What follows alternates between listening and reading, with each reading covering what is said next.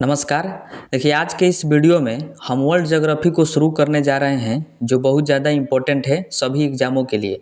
तो देखिए, हम सबसे पहले ब्रह्मांड के बारे में पढ़ेंगे और इसके बारे में हम सब कुछ जो है अच्छे से समझेंगे, डायग्राम से तथा इमेज के माध्यम से भी हम इसको समझने का प्रयास करेंगे ताकि आपको अच्छे से समझ में आ जाए। तो चलिए अब वीडियो को शुरू करते हैं।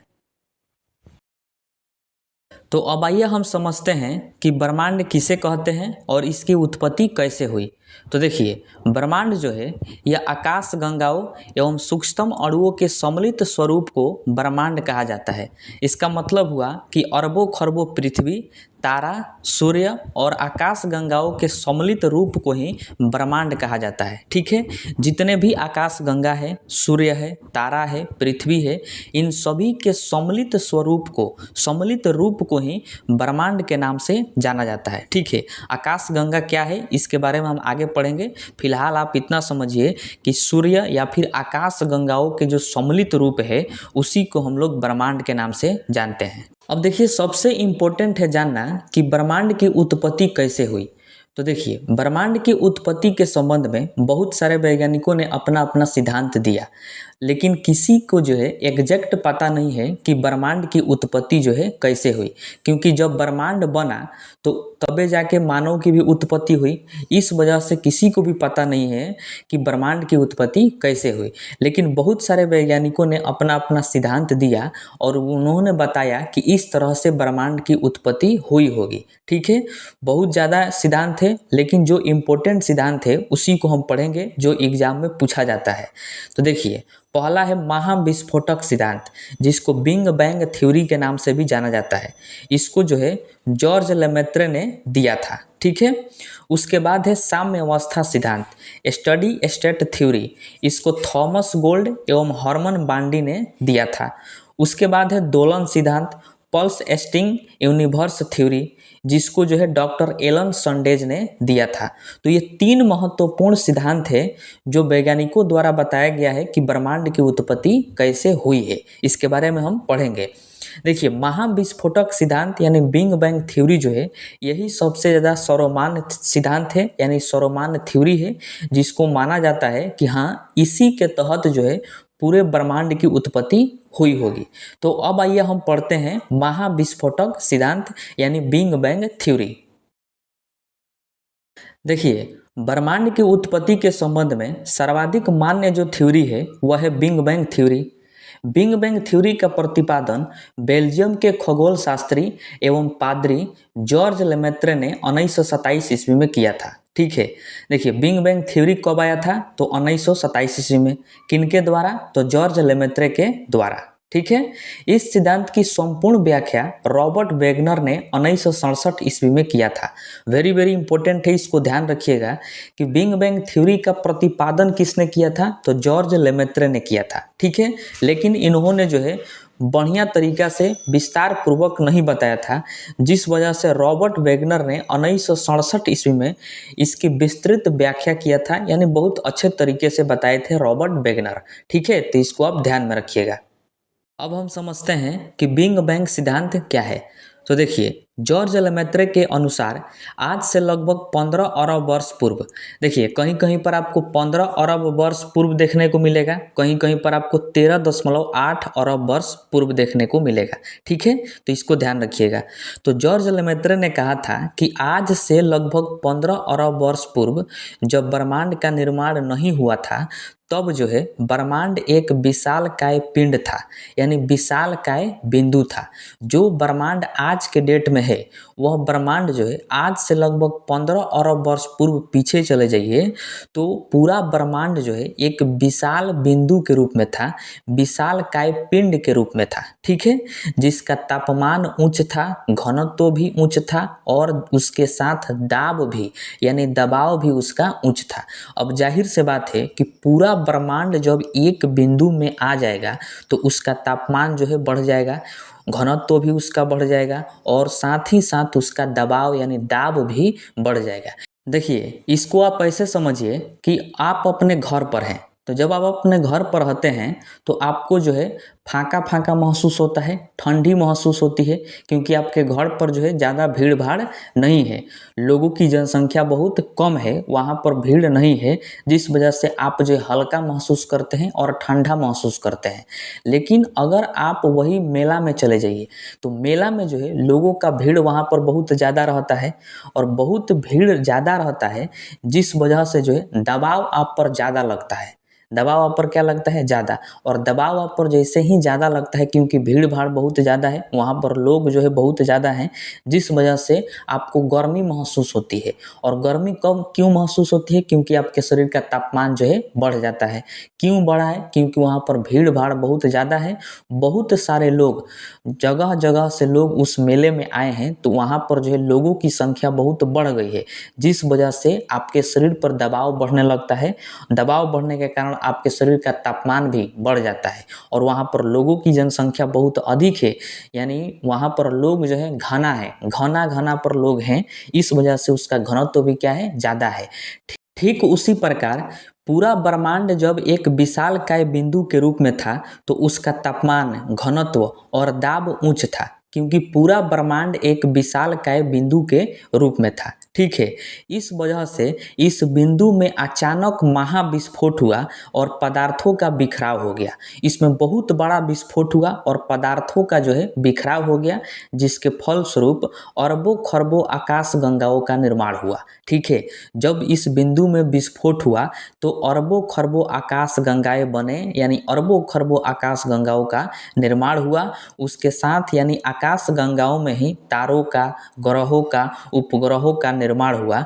उसी के सम्मिलित रूप को ही हम लोग ब्रह्मांड कहते हैं। ठीक है, जो आप शुरू में पढ़ें कि तारे, ग्रह, उपग्रह, पृथ्वी, सूर्य, इन सभी के सम्मिलित रूप को क्या कहा जाता है? ब्रह्मांड।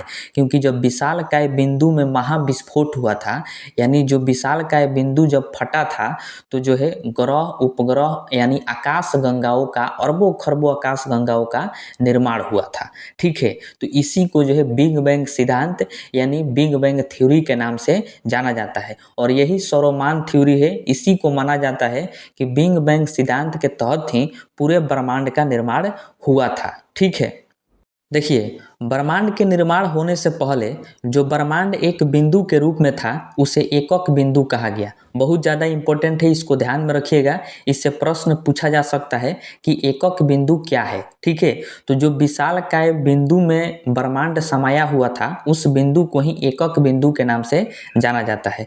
इस महाविस्फोट होने में 1.43 सेकेंड का समय लगा। जो बिंदु में महाविस्फोट हुआ था वो कितने समय में हुआ था? तो 1.43 सेकेंड में हुआ था, और यहीं से समय की शुरुआत हुई। उसके साथ साथ स्थान एवं पदार्थ की भी जानकारी मिली। देखिए, जब वह महाविस्फोट हुआ तो उसमें समय लगा विस्फोट होने में, इस वजह से वहीं से समय की शुरुआत हुई। और विस्फोट होने के बाद पदार्थों का बिखराव हुआ, तो पदार्थ जो है एक स्थान से दूसरे स्थान तक गए, तो वहीं से हमें स्थान की भी जानकारी मिल गई। और एक स्थान से दूसरे स्थान तक कौन गए? पदार्थ गए, तो वहीं से हमें पदार्थ की भी जानकारी मिली। यानी जब ब्रह्मांड की उत्पत्ति हुआ तो हमें उसके साथ साथ समय, स्थान और पदार्थ की भी जानकारी मिल गई। ठीक है, और इस घटना के बाद से ब्रह्मांड में निरंतर विस्तार हो रहा है, अर्थात ब्रह्मांड जो है लगातार बढ़ रहा है, ऐसा माना जाता है। इस तरह विस्फोट के बाद आकाश गंगाओं का निर्माण हुआ, और आकाश गंगाओं के घूर्णन से तारों का निर्माण हुआ, ग्रह उपग्रहों का भी निर्माण हुआ, और पृथ्वी के बारे में हमें पता चला। ठीक है, तो इसके बारे में हम सभी के बारे में डिटेल्स में पढ़ेंगे आगे। आगे हम देखते हैं।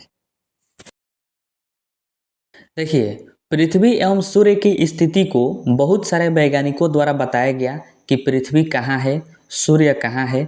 तो आइए उन हम प्रमुख अवधारणाओं को जान लेते हैं जो विभिन्न वैज्ञानिकों द्वारा बताया गया।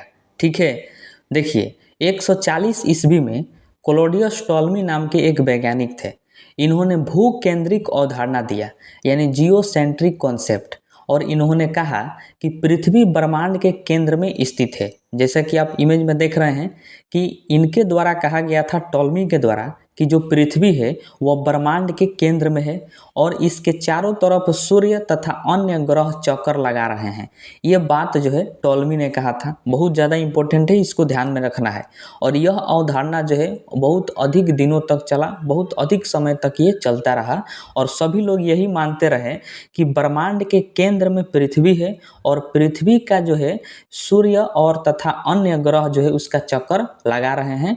ये टॉलमी के द्वारा कहा गया था। ठीक है, उसके बाद देखिए कि 1543 ईस्वी में निकोलस कॉपरनिकस आए और कॉपरनिकस ने अपने द्वारा एक लिखी पुस्तक सूर्य केंद्रित अवधारणा यानी हेलियोसेंट्रिक कॉन्सेप्ट का प्रतिपादन किया था। और उसमें उन्होंने बताया था कि ब्रह्मांड के केंद्र में पृथ्वी नहीं है बल्कि ब्रह्मांड के केंद्र में सूर्य है। ठीक है, ब्रह्मांड के केंद्र में कौन है? सूर्य है और सूर्य की चक्कर पृथ्वी लगाती है। ये बात जो है कॉपरनिकस ने कहा था, सही सही बात इन्होंने बताया था कि ब्रह्मांड के केंद्र में सूर्य है और सूर्य का चक्कर जो है पृथ्वी लगाती है। ठीक है, इसी के साथ इन्होंने कहा था कि पृथ्वी अपने अक्ष पर घूमती है जिसे दैनिक गति कहते हैं। मतलब दैनिक गति में पृथ्वी अपने अक्ष पर परिक्रमण करती है और वार्षिक गति में सूर्य के चारों ओर परिक्रमण करती है। यानी पृथ्वी सूर्य का एक चक्कर एक साल में मारती है जिसे वार्षिक गति के नाम से जाना जाता है। तो ये बात किसने कहा था? तो कॉपरनिकस ने कहा था। बहुत ज़्यादा इम्पोर्टेंट है, इसको आपको ध्यान में रखना है कि टॉलमी ने कहा था कि ब्रह्मांड के केंद्र में पृथ्वी है, लेकिन कॉपरनिकस ने कहा कि ब्रह्मांड के केंद्र में सूर्य है और सूर्य के चक्कर पृथ्वी लगाती है। ठीक है, उसके बाद आए विलियम हर्शेल 1805 ईस्वी में। इन्होंने दूरबीन की सहायता से अंतरिक्ष का अध्ययन किया और बताया कि सौरमंडल आकाश गंगा का एक अंश मात्र है। यानी जो सौरमंडल है वो आकाश गंगा का एक अंश मात्र है। ये बात किसने कहा था? तो विलियम हर्शेल ने। उसके बाद 1925 में एडविन पवेल हब्बल आए और इन्होंने ब्रह्मांड के व्यास के बारे में बताया और कहा कि ब्रह्मांड का व्यास 250 करोड़ प्रकाश वर्ष है। वेरी वेरी इंपॉर्टेंट है, ब्रह्मांड का व्यास कितना है? तो 250 करोड़ प्रकाश वर्ष है। किसने बताया था? तो हब्बल ने। ठीक है, उसके बाद इन्होंने कहा कि ब्रह्मांड में लाखों अरबों खरबों आकाश गंगाएं हैं और ब्रह्मांड का विस्तार आज भी जारी है। ये बात कहे थे हब्बल साहब। ठीक है, उसके बाद देखिए कि 6ठी शताब्दी में ही वराहमिहिर आए थे।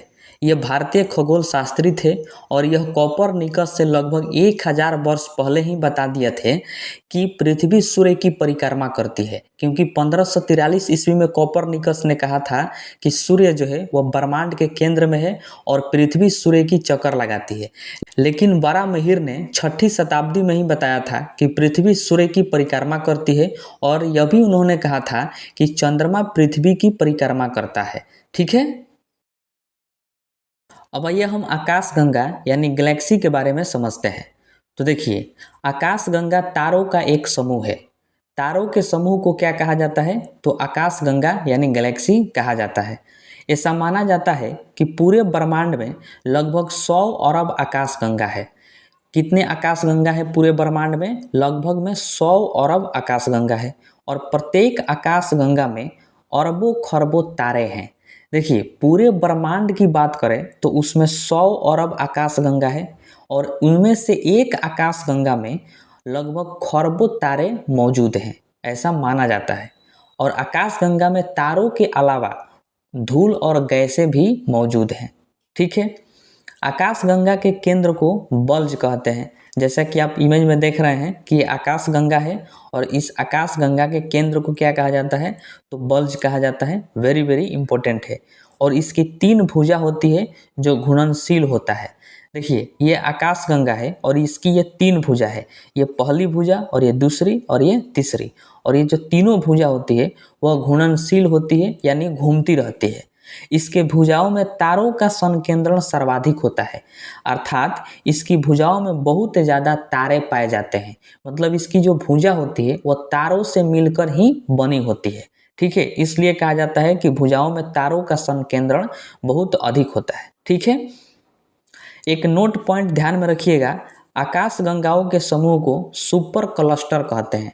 यदि आपसे एग्जाम में प्रश्न पूछे कि सुपर क्लस्टर किसे कहते हैं, तो ये आकाश गंगाओं का समूह होता है जिसको हम सुपर क्लस्टर के नाम से जानते हैं। अब आइए हम आकाश गंगा का प्रकार देखते हैं।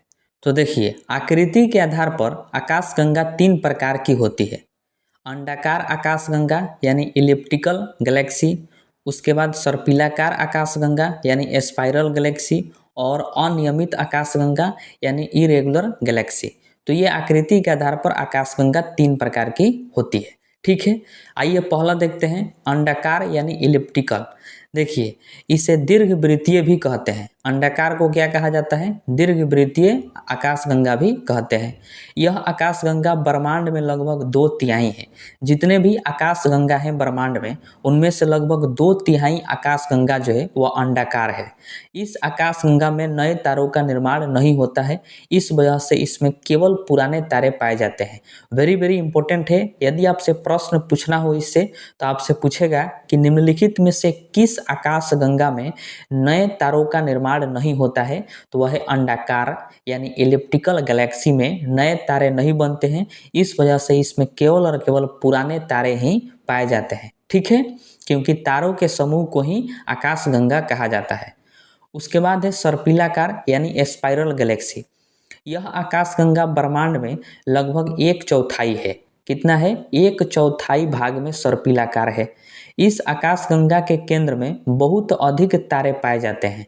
देखिए, क्वेश्चन कहेगा कि निम्नलिखित में से किस आकाश गंगा के केंद्र में तारों का संकेंद्रण अधिक होता है। मतलब केंद्र में सबसे अधिक तारे किस आकाश गंगा में पाए जाते हैं? तो सर्पिलाकार आकाश गंगा में। हमारी जो आकाश गंगा है उसका आकार भी सर्पिलाकार है, उसके बारे में हम आगे पढ़ेंगे। उसके बाद है अनियमित आकाश गंगा। देखिए, इस आकाश गंगा में केवल नए तारे पाए जाते हैं। केवल नए तारे किस में पाए जाते हैं? तो अनियमित में पाए जाते हैं। ब्रह्मांड में हर 10वां आकाश गंगा अनियमित आकाश का है। ठीक है, तीनों का आप इमेज देख सकते हैं कि ये अंडाकार आकाश गंगा का इमेज है, और ये सर्पिलाकार आकाश गंगा का इमेज है, और ये अनियमित का है। ठीक है, अनियमित का मतलब इधर उधर कोई इसका आकार ना हो। तो इसको आप ध्यान में रखिएगा कि नए तारों का निर्माण किस आकाश गंगा में नहीं होता है? तो अंडाकार में। और केवल नए तारे कहाँ पर पाए जाते हैं? तो अनियमित में। ठीक है, अब आइए हम अपनी आकाश गंगा यानी मिल्की वे के बारे में पढ़ते हैं।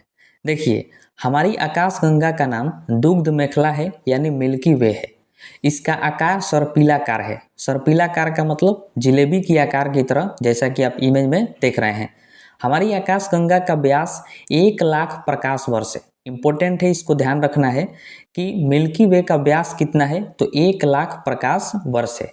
जितने भी आप नाम सुनते हैं, हमारा सौरमंडल, ग्रह, तारे, सूर्य, पृथ्वी, उल्कापिंड, ये सब के सब आकाश गंगा में ही होते हैं, और ये सब के सब हमारे आकाश गंगा यानी मिल्की वे में ही हैं।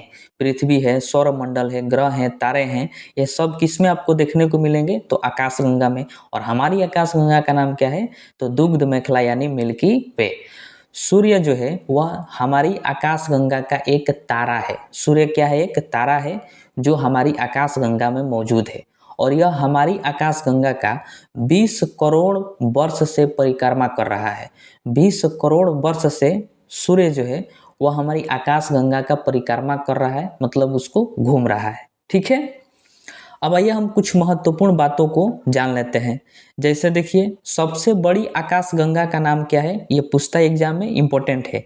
तो IC1101 ये सबसे बड़ी आकाश गंगा है पूरे ब्रह्मांड में। ठीक है, तो इसका नाम ध्यान रखना है।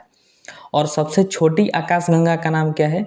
तो बिलिमन 1 है। बिलिमन 1 ये सबसे छोटी आकाश गंगा है पूरे ब्रह्मांड में।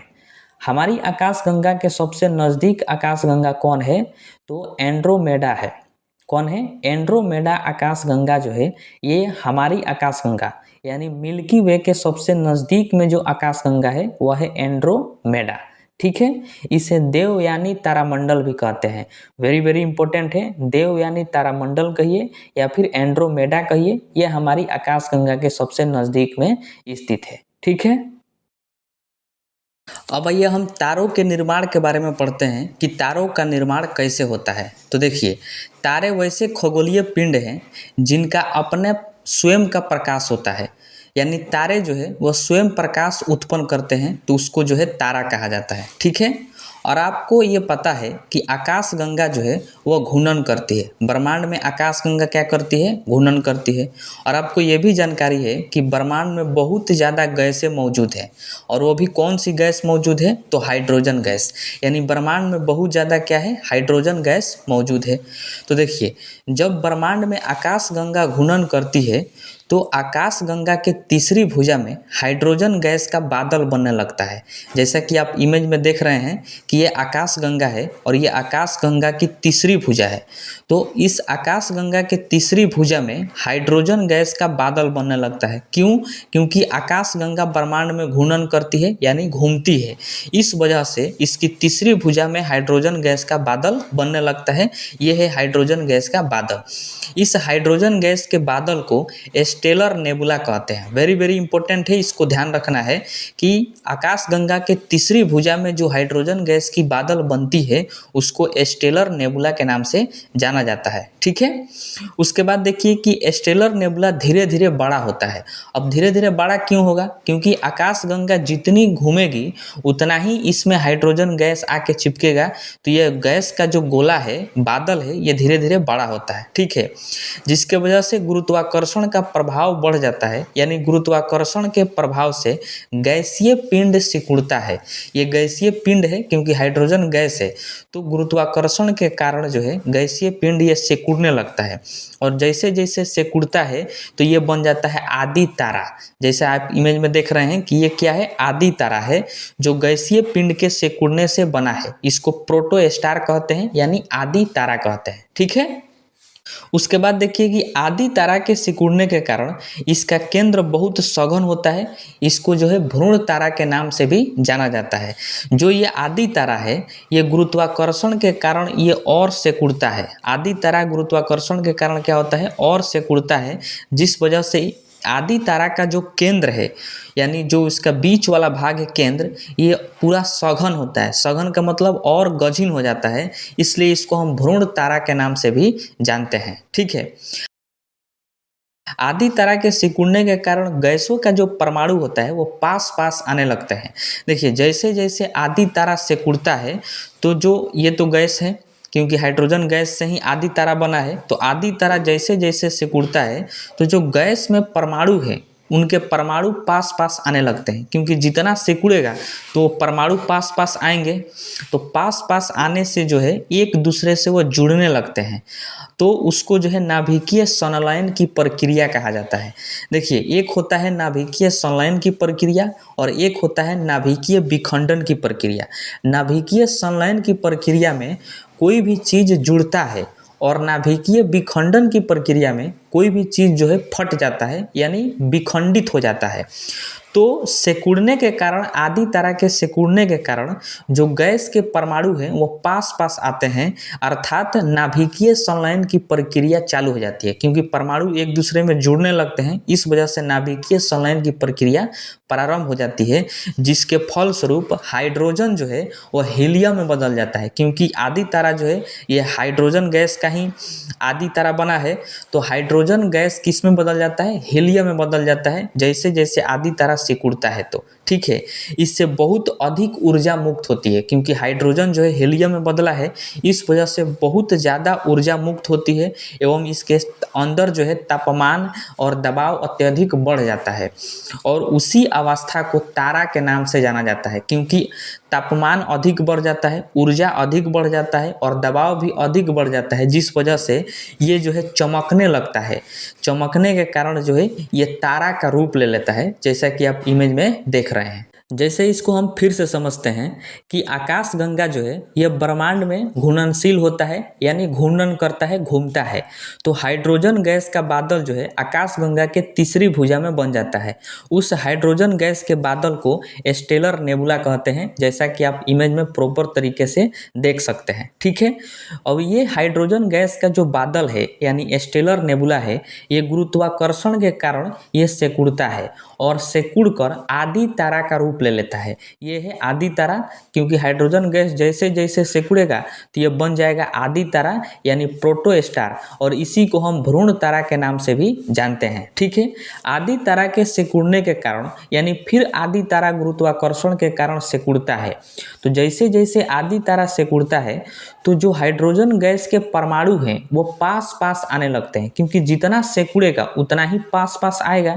तो हाइड्रोजन गैस के परमाणु पास पास आने लगते हैं, तो जैसे पास पास आएंगे तो एक दूसरे में जुड़ेंगे, तो जुड़ने की प्रक्रिया को नाभिकीय संलयन कहा जाएगा। परमाणुओं के जुड़ने की प्रक्रिया क्या कहेंगे? नाभिकीय संलयन। यानी जैसे जैसे सिकुड़ता है आदि तारा तो गैसों के परमाणु पास पास आते हैं, यानी नाभिकीय संलयन की प्रक्रिया चालू हो जाती है। ठीक है, जिसके फलस्वरूप हाइड्रोजन जो गैस है वह हीलियम में बदल जाता है। हाइड्रोजन किस में बदल जाता है? हीलियम में। जैसे ही हाइड्रोजन हीलियम में बदलता है तो बहुत अधिक ऊर्जा मुक्त होती है, बहुत अधिक तापमान हो जाता है, बहुत अधिक दबाव हो जाता है, जिसके कारण आदि तारा जो है वो चमकने लगता है। और जैसे चमकता है तो उसी को हम लोग तारा के नाम से जानते हैं, यानी स्टार के नाम से जानते हैं। ठीक है, यानी आपको ये समझना है कि तारों का निर्माण बेसिकली देखा जाए तो आदि तारा से हुआ है। किससे हुआ है? आदि तारा से ही तारों का निर्माण हुआ है। अब आइए हम तारों का जीवन चक्र देखते हैं, यानी तारे जो हैं वो किस किस अवस्था से गुजरते हैं। तो इसको ध्यान से समझिएगा, बहुत ज़्यादा इम्पोर्टेंट है। तो अभी आप पढ़ें कि आदि तारा से ही तारों का निर्माण होता है। ठीक है, अभी आपको बताया गया। तो देखिए, आदि तारा से दो तरह से तारों का निर्माण हो सकता है। एक तो बड़ा तारा का निर्माण होगा या फिर एक छोटे तारे का निर्माण हो सकता है। ठीक है, तो हम सबसे पहले देखते हैं छोटा तारा के कंडीशन। तो मान लीजिए कि आदि तारा से छोटा तारा बना, जैसा कि आप इमेज में देख रहे हैं कि ये आदि तारा है और इस आदि तारा से एक छोटा तारा बना है। ठीक है, इसके पास बहुत ज़्यादा ऊर्जा है, यानी बहुत ज़्यादा इसके पास गर्मी है, क्योंकि तारे के पास स्वयं का प्रकाश होता है, तो इसका मतलब इसके पास बहुत ज़्यादा ऊर्जा यानी बहुत ज़्यादा गर्मी होगा। ठीक है, इसके बाद यह धीरे धीरे ठंडा होगा। ठंडा होने में अरबों खरबों वर्ष लग सकता है। अभी ये छोटा जो तारा है इसके पास बहुत ज़्यादा गर्मी है, ऊर्जा है, तो ये धीरे धीरे क्या होगा? ठंडा होगा। अरबों खरबों वर्ष में ये ठंडा होगा। ठीक है, उसके बाद ये ठंडा होकर लाल रंग का दिखने लगता है। जैसे जैसे ये ठंडा होगा तो ठंडा होकर किस रंग का दिखता है? तो लाल रंग का दिखता है, जिसको हम लोग रक्त दानव या फिर लाल दानव कहते हैं। जैसा कि आप इमेज में देख रहे हैं कि ये रक्त दानव है, या फिर इसी को हम लोग लाल दानव के नाम से जानते हैं, क्योंकि छोटा तारा जैसे जैसे ठंडा होता है तो ये लाल कलर का दिखने लगता है। इस वजह से इसको रक्त दानव या फिर लाल दानव के नाम से जानते हैं। देखिए, रक्त दानव भी अब धीरे धीरे खत्म होगा, समाप्त होगा, या यूँ कहें कि धीरे धीरे ये मरता है। ठीक है, रक्त दानव धीरे धीरे क्या होगा? खत्म होगा, यानी मरेगा। तो रक्त दानव का जो बाहरी परत है, बाहरी परतों से गैसों का बादल बनता है। जैसे देखिए कि ये रक्त दानव है और ये रक्त दानव का जो ये बाहरी परत है, तो जैसे जैसे रक्त दानव धीरे धीरे मरता है अरबों वर्ष में, खरबों वर्ष में, तो इसका जो बाहरी परत है इसी से गैसों का बादल बनता है। इसके बाहरी परत से गैसों का क्या बनता है? बादल बनता है, और उसी गैसों के बादल को ग्रहीय नेबुला कहते हैं। क्या कहते हैं? ग्रहीय नेबुला। जैसा आप इमेज में देख रहे हैं कि ये जो है ग्रहीय नेबुला है, जो रक्त दानव के मरने के कारण इसके बाहरी परत से गैसों का बादल बनने के कारण ग्रहीय नेबुला का निर्माण हुआ है। ठीक है, और ग्रहीय नेबुला के बाद तारा जो है श्वेत बामन या फिर श्वेत बौने तारे के रूप में बन जाता है। ठीक है, तो ग्रहीय नेबुला के बाद तारा किस रूप में आ जाता है? तो श्वेत बामन या फिर श्वेत बौने तारे के रूप में आ जाता है, और फिर उसके बाद जो है काले बौने तारे के रूप में बन जाता है तारा। ठीक है, तो ये तारों की अवस्था होती है कि तारे जो है किस किस अवस्था से होकर गुजरते हैं। और कौन से तारे? तो छोटे तारे, क्योंकि आदि तारा से देखिए कि छोटा तारा का निर्माण हुआ, और छोटा तारा से फिर बना रक्त दानव। जैसे जैसे तारा पुराना होता गया,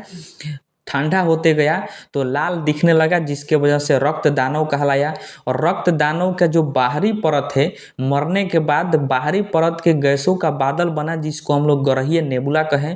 और ग्रहीय नेबुला के बाद जो है तारे जो है श्वेत बामन के रूप में आ जाता है, और फिर श्वेत बामन के बाद काले बौने तारे के रूप में उभरता है। ठीक है, यानी आपको यहाँ पर ये समझना है कि काले बौने तारे या फिर श्वेत बौने तारे जो है वो छोटा तारा ही बनता है। ठीक है, छोटा तारा ही क्या बनता है, काले बौने तारे के रूप में बनते हैं या फिर श्वेत बौने तारे के रूप में बनते हैं। इस बात को आप ध्यान में रखिएगा।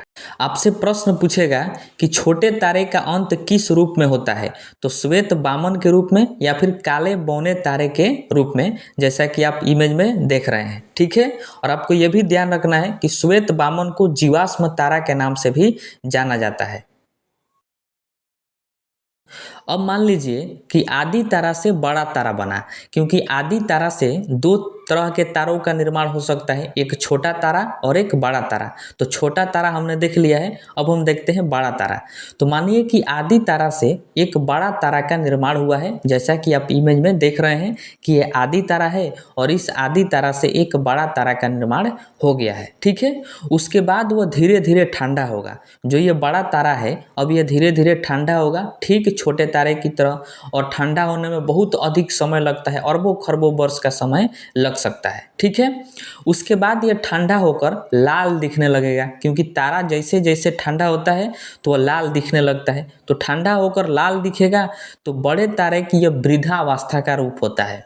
ठीक है, आपसे प्रश्न पूछ सकता है कि बड़े तारे की वृद्धावस्था में कैसा दिखता है उसका रंग, तो वो लाल हो जाता है, जिसको हम लाल रक्त दानव कहते हैं। ठीक है, तो लाल रक्त दानव ये बड़े तारे की वृद्धावस्था होती है, इसको भी आप ध्यान रखिएगा। ठीक है, उसके बाद उसमें बहुत बड़ा विस्फोट होगा।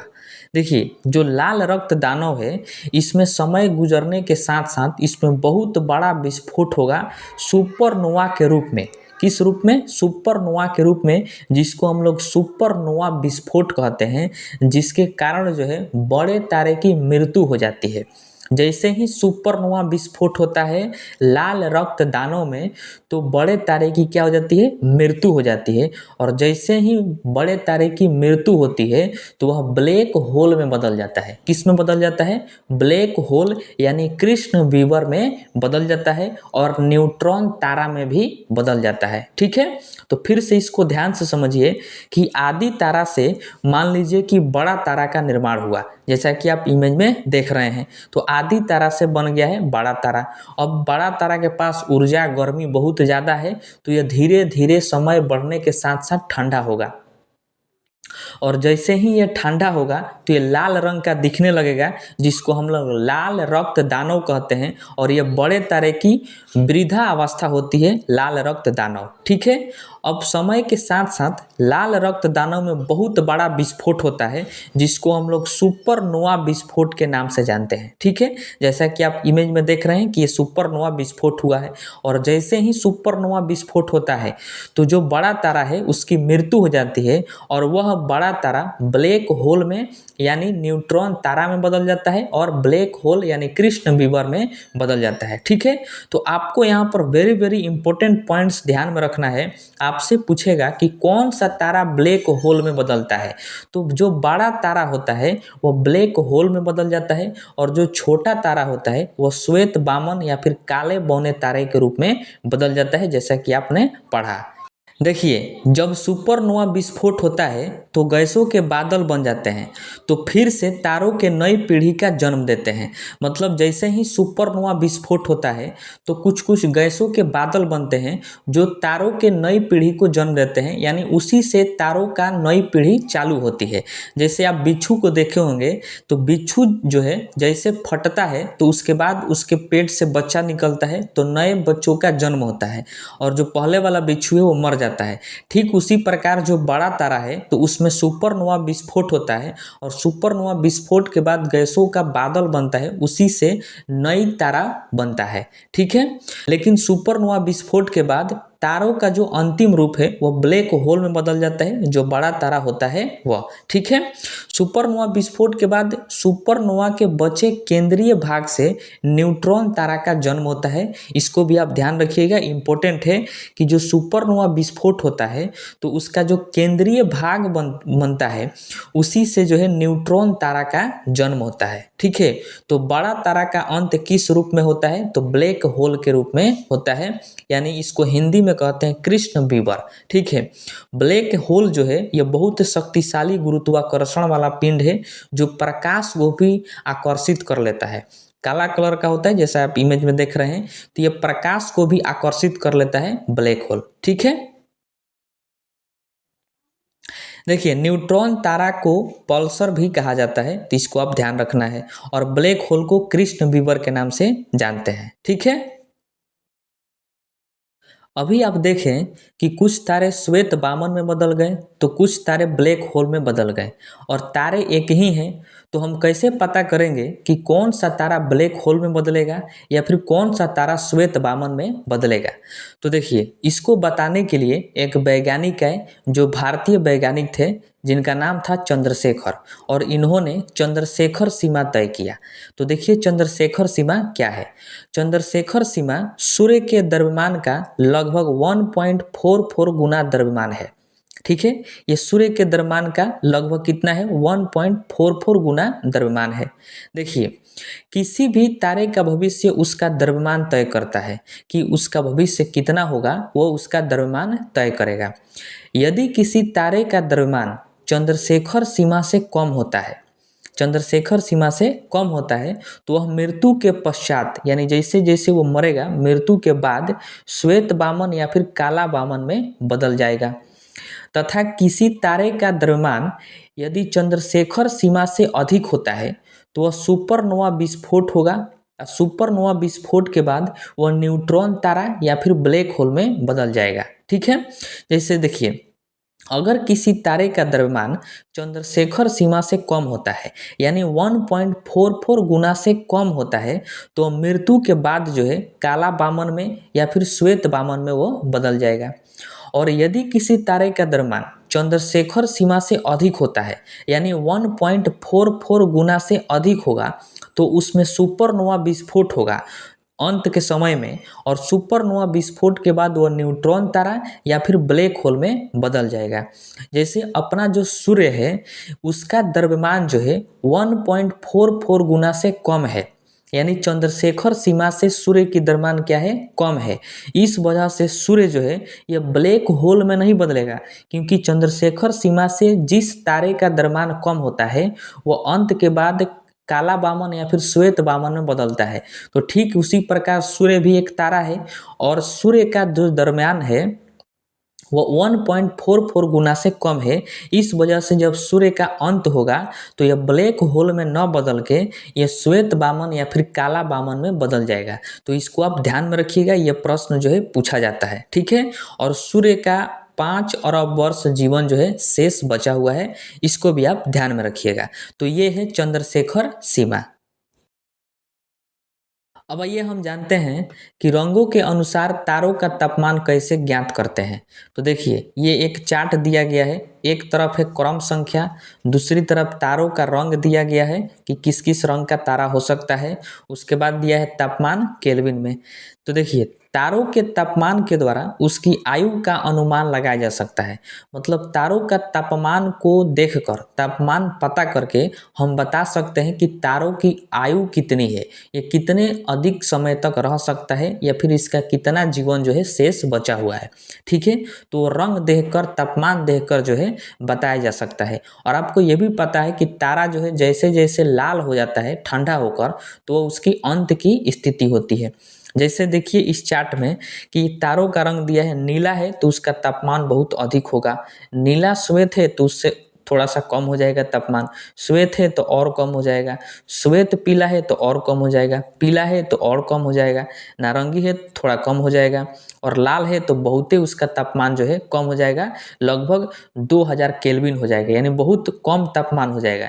यानी जैसे तारे जो है तारों का रंग जैसे ही लाल होता है तो हम ये कह सकते हैं कि उसकी जो है अंत बहुत जल्द होने वाली है, क्योंकि तारों का जब लाल रंग हो जाता है तो उसकी अंत जो है बहुत कम समय में हो जाती है। ठीक है, इसलिए तारों के तापमान के द्वारा उसकी आयु का पता लगाया जा सकता है।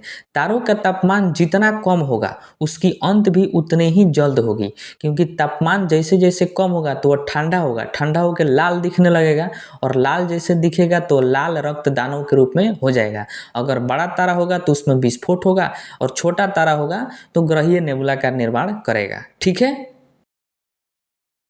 अब आइए हम कुछ महत्वपूर्ण प्रश्नों को देख लेते हैं जो बार बार एग्जाम में पूछा जा चुका है। देखिए, साइरस या डॉग स्टार सूर्य के दोगुने द्रव्यमान वाला तारा है और सूर्य से 20 गुना अधिक चमकीला तारा भी है, तथा रात में दिखाई पड़ने वाला सर्वाधिक चमकीला तारा भी है। तो ये सभी जो है इम्पोर्टेंट है। जो साइरस या फिर डॉग स्टार है वो सूर्य के दोगुने द्रव्यमान वाला ये तारा हो जाता है सूर्य से, और सूर्य से 20 गुना अधिक चमकीला भी है, और रात में दिखाई पड़ने वाला सर्वाधिक चमकीला तारा भी है साइरस या फिर डॉग स्टार। ठीक है, प्रॉक्सिमा सेंचुरी सूर्य का निकटतम तारा है। देखिए, सूर्य का निकटतम तारा वेरी वेरी इंपॉर्टेंट प्रश्न है, कौन सा है? तो वह है प्रॉक्सिमा सेंचुरी, जो सूर्य से लगभग 4.2 प्रकाश वर्ष दूर है। ठीक है, उसके बाद देखिए, हमारी आकाशगंगा का सबसे चमकीला तारों का समूह कौन सा है? तो ओरियन नेबुला है। ओरियन नेबुला समूह जो है ये हमारी आकाशगंगा यानी मिल्की वे का सबसे चमकीले तारों का समूह है। वेरी वेरी इंपॉर्टेंट है, इसको आप ध्यान में रखिएगा। ठीक है, अब आइए हम कुछ दूरी मापने की इकाई को देखते हैं, जो आगे जब आप पढ़िएगा तो बहुत ज़्यादा इंपॉर्टेंट है उसको समझने के लिए, क्योंकि हम लोग जो है वर्ल्ड ज्योग्राफी को अभी शुरू ही कर रहे हैं, तो ये बहुत ज़रूरी है ये सब माप की इकाई को पढ़ने की। ठीक है, देखिए, प्रकाश वर्ष, जिसको अंग्रेजी में हम लोग लाइट ईयर के नाम से भी जानते हैं, यह अंतरिक्ष में दूरी मापने की इकाई है। अंतरिक्ष में यानी ब्रह्मांड में जब दूरी मापा जाता है तो प्रकाश वर्ष में मापा जाता है, क्योंकि ब्रह्मांड जो है बहुत बड़ा है, तो वहाँ पर किलोमीटर सेंटीमीटर में मापेंगे तो नहीं, इसलिए एक अलग माप है जिसको हम प्रकाश वर्ष कहते हैं, जिसमें अंतरिक्ष में हम दूरी मापते हैं लाइट ईयर से। ठीक है, एक वर्ष में सूर्य का प्रकाश जितनी दूरी तय करता है वह एक प्रकाश वर्ष कहलाता है। मतलब जो सूर्य का प्रकाश है वो आता है तो वह दूरी तय करता है कि नहीं तय करता है, उसी तरह वह ब्रह्मांड में भी दूरी तय करता है। तो एक वर्ष में जितनी दूरी तय करेगा उसी को एक प्रकाश वर्ष कहा जाता है। और आपको ये भी पता है कि प्रकाश का जो वेग होता है वो 3 लाख किलोमीटर पर सेकेंड होता है, यानी वह एक सेकेंड में प्रकाश 3 लाख किलोमीटर की दूरी तय करता है। और वह उसी तरह एक साल में कितना दूरी तय करेगा उसी को हम लोग कहते हैं एक प्रकाश वर्ष। ठीक है, इसको आप समझ गए होंगे। देखिए, आपको ध्यान क्या रखना है कि एक प्रकाश वर्ष बराबर कितना होता है? तो 9.46 गुणे 10 के पावर 5 किलोमीटर, यह एक प्रकाश वर्ष बराबर होता है। यदि वही मीटर में पूछे तो 9.46 गुणे 10 के पावर 15 मीटर हो जाएगा। ठीक है, तो ये एक प्रकाश वर्ष बराबर होता है। उसके बाद इकाई है खगोलीय इकाई यानी एस्ट्रोनॉमिकल यूनिट, इसको अंग्रेजी में कहते हैं। देखिए, पृथ्वी एवं सूर्य के मध्य की औसत दूरी को खगोलीय इकाई कहते हैं। पृथ्वी की और सूर्य की इन दोनों के बीच की जो औसत दूरी है उसी को हम लोग खगोलीय इकाई के नाम से जानते हैं। ठीक है, तो बहुत ज़्यादा इंपॉर्टेंट है, ध्यान रखना है कि पृथ्वी और सूर्य के मध्य जो दूरी है उसी को हम लोग खगोलीय इकाई यानी एस्ट्रोनॉमिकल यूनिट के नाम से जानते हैं। ठीक है, अब ये इंपॉर्टेंट है कि एक खगोलीय इकाई बराबर कितना होता है। तो देखिए, हम आपको किलोमीटर और मीटर दोनों में बताएंगे। तो एक खगोलीय इकाई बराबर 1.496 गुणे 10 के पावर 8 किलोमीटर होता है, ये किलोमीटर में। वही यदि मीटर में पूछें तो 1.496 गुणे 10 के पावर 11 मीटर होता है। ये एग्जाम में कभी कभी ऑब्जेक्टिव प्रश्न में डायरेक्टली पूछ लिया जाता है कि एक खगोलीय इकाई बराबर कितना होता है। ठीक है, इन दोनों के अलावा भी आप एक याद रख सकते हैं 8 प्रकाश मिनट। एक खगोलीय इकाई बराबर कितना होता है? 8 प्रकाश मिनट। ठीक है, उसके बाद देखिए लास्ट है पारसेक। अंग्रेजी में भी इसको पारसेक ही कहते हैं। यह अंतरिक्ष में दूरी माप की सबसे बड़ी इकाई है। अंतरिक्ष में दूरी मापने की जो सबसे बड़ी इकाई है वो कौन है? पारसेक है। परिभाषा से भी प्रश्न पूछा जा सकता है कि अंतरिक्ष में या फिर ब्रह्मांड में दूरी मापने की सबसे बड़ी इकाई को क्या कहा जाता है? तो पारसेक कहा जाता है। तो एक पारसेक बराबर कितना होता है? 3.084 गुणे 10⁻16 मीटर। ये एक पारसेक बराबर होता है, ठीक है, ध्यान रखना है। या फिर 3.26 प्रकाश वर्ष, ये एक पारसेक। ध्यान रखिएगा, प्रकाश वर्ष भी जो है अंतरिक्ष में दूरी मापने की इकाई है, और पारसेक जो है ये भी दूरी मापने की इकाई है अंतरिक्ष में, लेकिन सबसे बड़ी दूरी मापने की इकाई हो जाती है पारसक। और एक पारसेक बराबर 3.26 प्रकाश वर्ष होता है, या फिर 3.084 गुणे 10⁻16 मीटर होता है, ठीक है।